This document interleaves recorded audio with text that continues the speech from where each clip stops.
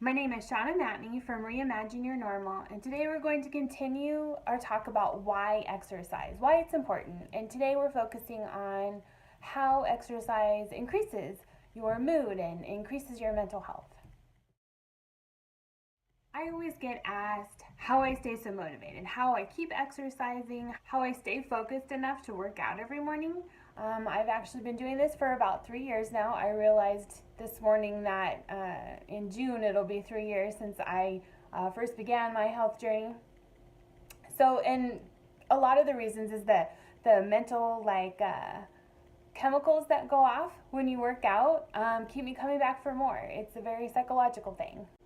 So just like all the other videos that I do, I have some base knowledge just from personal experience and things that I've learned over the years, but I've also been doing research to have more facts and more science to back up the things that I believe are true, to make sure that my belief is actually the case. And I found some interesting information about how exercise affects your brain, like your brain power. There's been multiple studies done. I cite a Times article in my blog about how exercise increases the effects of Alzheimer's. Like they showed in the study that it reduces the risk of having Alzheimer's in the first place, and it also reduces the effects of Alzheimer's once you have it as an older person. And they were saying that even just like going for a walk 20 to 30 minutes a day actually increases the brain power, and the Alzheimer's effects and stuff are less likely, which makes sense when you look at some of the other scientific experiments and studies that they have done on like brain power. Like they have shown that like when you do cardio, when you have strength training, that kind of stuff, when you do it on a regular basis, I think the study said it was like, I can't remember if it was 3 times a week or 5 times a week for 30 minutes a day. It increased your brain power. Like it created new, I can't remember the name of the chemical, but it created new like brain matter. I'm not sure if that's exactly what it was, but it created new stuff that helped with remembering new facts. So it helped with learning. Which is kind of funny because like kids go out for recess. The research was proving that is actually a very good and very helpful thing to do, to have the kids go out for recess, run around. It helps boost their brain power. When you have like college students that are going out to study, a lot of times they'll go for a run and then they'll study, or they'll study like on the elliptical or on the treadmill, that kind of thing. That's actually good. That's actually benefiting them. So it's not only the brain power that helps with mental health, there's other things that happen too, like your sleep is better. Which is kind of funny because if you have increased energy, you would think that maybe your sleep would be worse.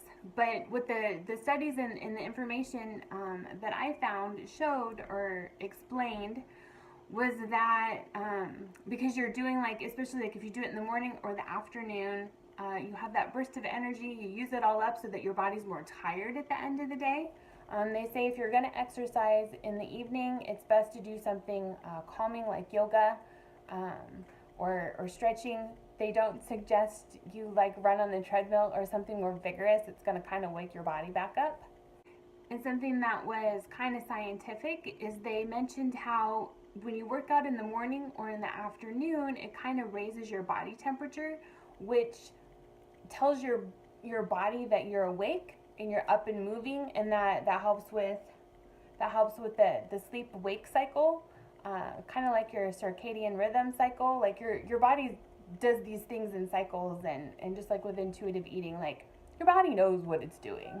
Another great benefit for mental health is increased quality of life. A lot of us go through our day doing all the things that we're supposed to do, going to work, going to the grocery store, taking the kids where they need to go. There isn't like this underlying joy that comes with it. And the great thing about exercise is that it releases the endorphins in your head. You actually get some time to yourself. So like for me, I work out in the morning for 30 minutes in the morning before anybody else wakes up. That is like my time. It's kind of like when you're in the shower and it's your time. There's no outside distractions. You're kind of just doing your own thing, focusing on what's happening in your body. Focusing on, like in the shower, you're focusing on the hot water. When you're working out, you're focusing on you're you're focusing on how the workout is affecting your muscles and all that stuff. And that's a lot of me time. It's a lot of time to have self-reflection. It's been proven to show that when you're more in tune with yourself, with your mind, you do things that make you happier.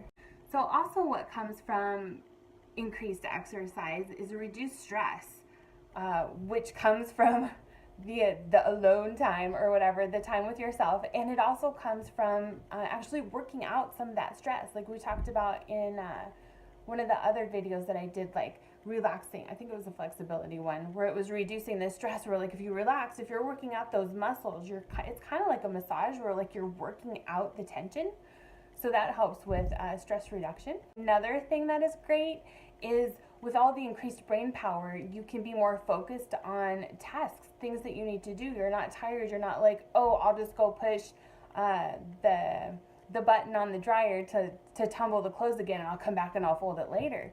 You're more apt to get stuff done. You have more energy, so you're like, okay, I'm gonna fold this, get it done, out of the way, knock it out. Let's go for the next thing, which improves quality of life as well, because then you have more time for more enjoyable things, like vacations and spending time with the kids and the family and all that stuff. Which brings me to the best one about exercise, is an increased sense of self-esteem, an increased sense of self-worth. This comes from a number of things. It can come from, when you first start working out, if you have never worked out, or you have worked out but you're not very strong.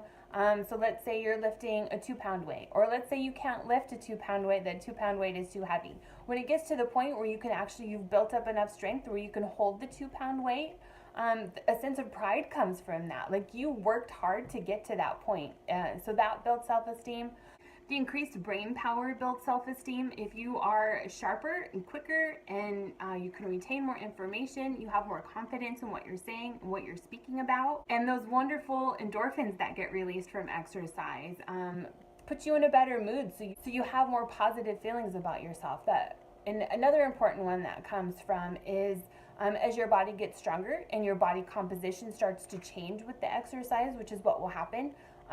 You won't necessarily lose weight from just the exercise, but your body composition will definitely change, which can change the way you feel about yourself. It'll change the way you carry yourself. I know for me, like, I've always had not the best posture, and since I've been working out, like, it's more comfortable to sit with a straight back, which just projects more confidence, so people treat me in a more confident manner, which in turn means that I treat them in a more confident manner, and it's this wonderful cycle that happens. So that is what I have as far as mental health goes.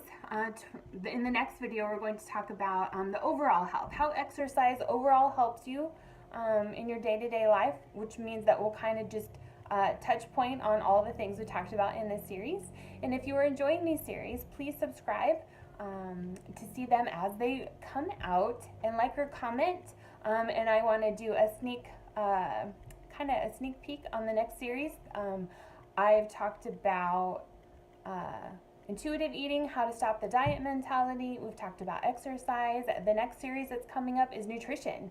I know when I started on my health journey 3 years ago, I knew pretty much nothing about nutrition, although I thought I knew stuff. So we'll talk about some of the common myths that people believe that aren't true. We'll talk about why you need vegetables, why carbs are important, all that stuff, what they do. I know for me, it makes it a lot easier to be an intuitive eater if I know why I'm craving the banana or why I want to eat the pasta.